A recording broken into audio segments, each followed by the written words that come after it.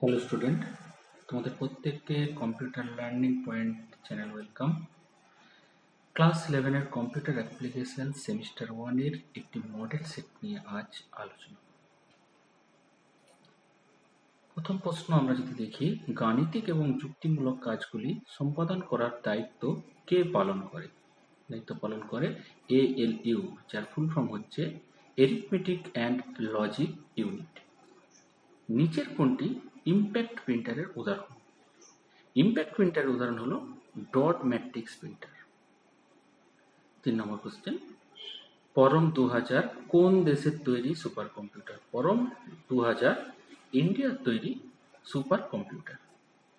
4 নম্বর প্রশ্ন, নিম্নলিখিতর মধ্যে কোনটি সিস্টেম সফটওয়্যারের উদাহরণ? সিস্টেম সফটওয়্যারের উদাহরণ, যদি আমরা এইখানে যে অপশনগুলো দিয়েছে তার মধ্যে ডস এবং উইন্ডোজ এটা অপারেটিং সিস্টেমের মধ্যে পড়ছে, আর কম্পাইলার এটি ল্যাঙ্গুয়েজ প্রসেসরের মধ্যে পড়ছে।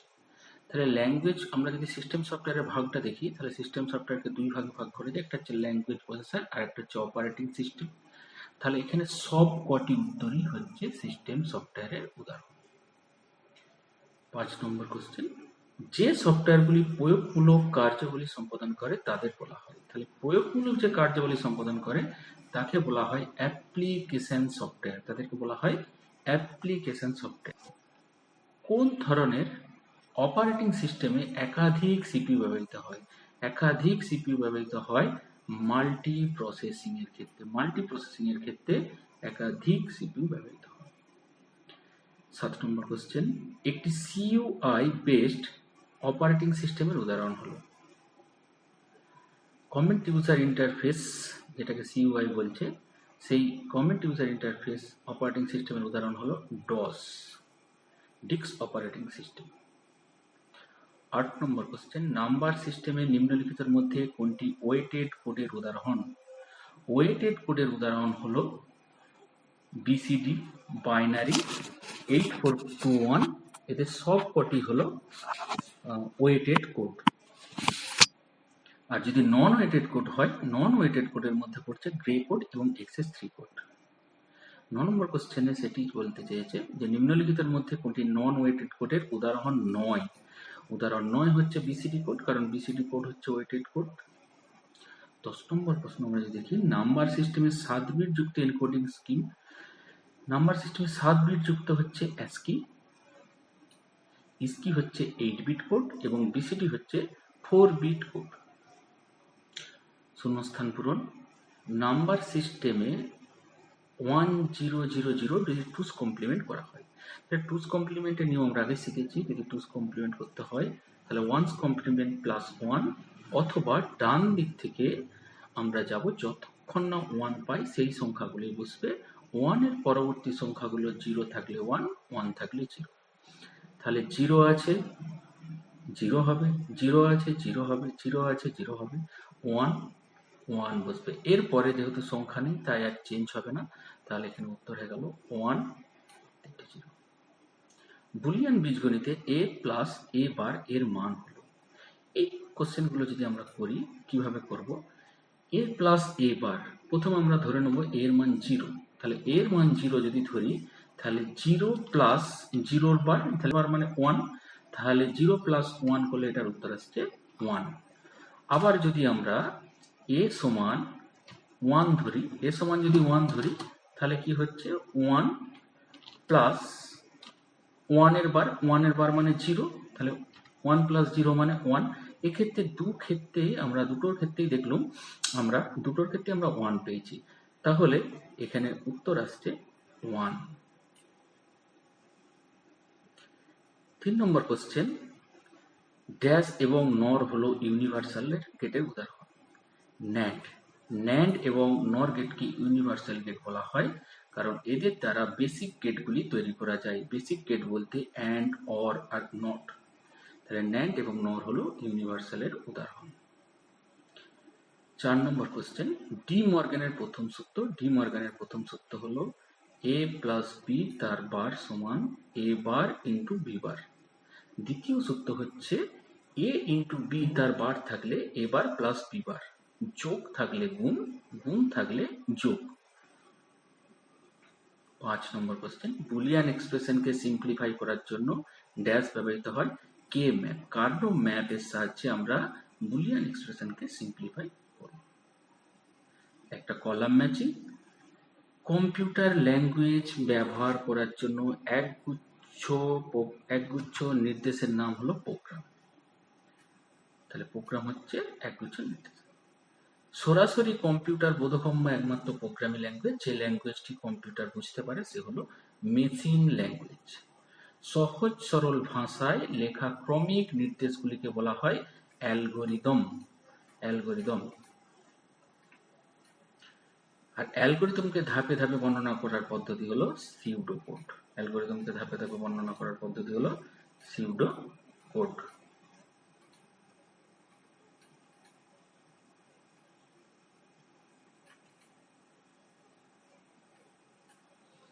তাহলে অপশন এখানে ডি। নিম্নলিখিত কাজগুলি ক্রম অনুসারে সঠিকভাবে সাজাও। যদি আমরা এটা রিঅ্যারেঞ্জ দিয়েছে, একটা রিঅ্যারেঞ্জকে যদি সঠিকভাবে সাজাই, তাহলে প্রথম যেটা হবে সেটা হচ্ছে আমাদের অ্যানালাইসিস অফ দ্য প্রবলেম। তাহলে প্রবলেমটাকে বিশ্লেষণ করা। তারপর হবে ডেভেলপিং অ্যান অ্যালগরিদম, অ্যালগরিদমটাকে ডেভেলপ করা।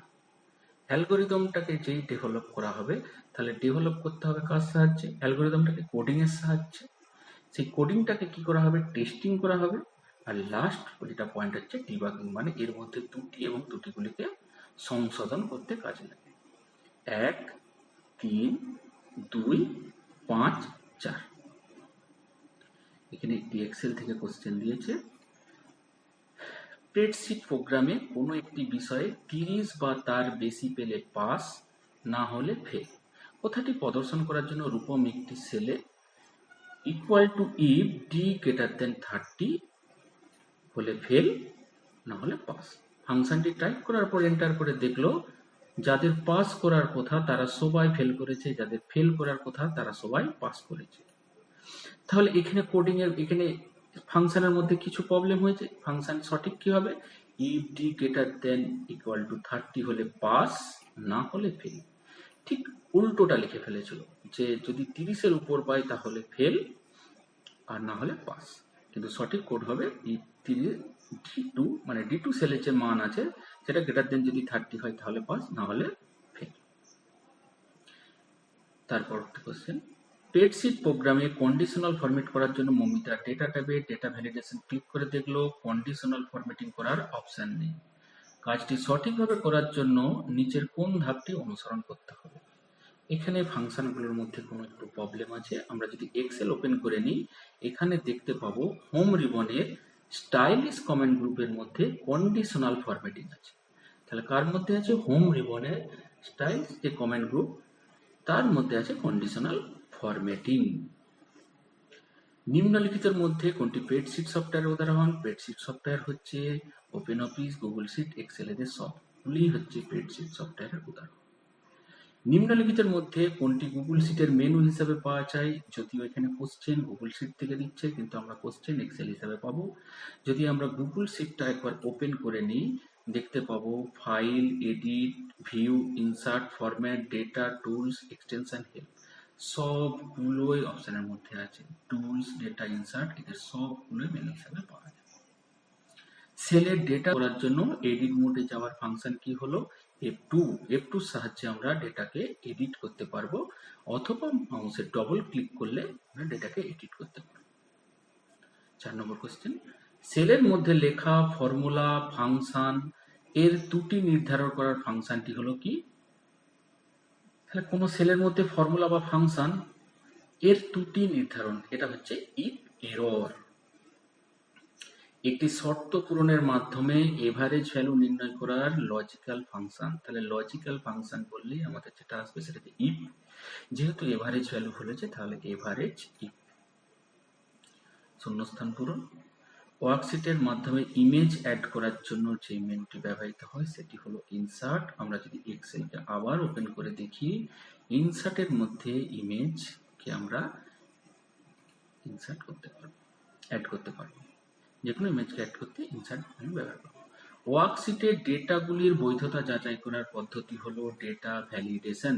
এই ডেটা ভ্যালিডেশন কোথা থেকে পাবো? এই ডেটা ভ্যালিডেশন পাবো ডেটা রিবনের মধ্যে, ডেটা টুলস কমেন্ট গ্রুপের মধ্যে পাবো ডেটা ভ্যালিডেশন।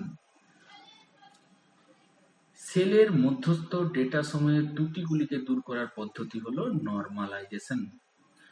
গুগল শিট ফাইলের এক্সটেনশন নাম হলো কি? .জি শিট। আর আমাদের এক্সেল যদি দেখি .xlsx। গুগল শিট প্রোটেক্ট করার শিটের যে অপশন সেটা দেখতে পাবো। আমরা গুগল শিট না পড়ে যদি আমরা এক্সেল পড়ি, এক্সেলের মধ্যে প্রোটেক্ট করতে গেলে আমরা রিভিউ রিবন থেকে প্রোটেক্ট শিট এখান থেকে পাবো। 35টা কোশ্চেন নিয়ে আমাদের মডেল সেটের 35টা কোশ্চেন নিয়ে আলোচনা করা হলো। পরবর্তী যে কোনো দিনে নেক্সট দিনে আমরা আরো একটি সেট নিয়ে আলোচনা করব।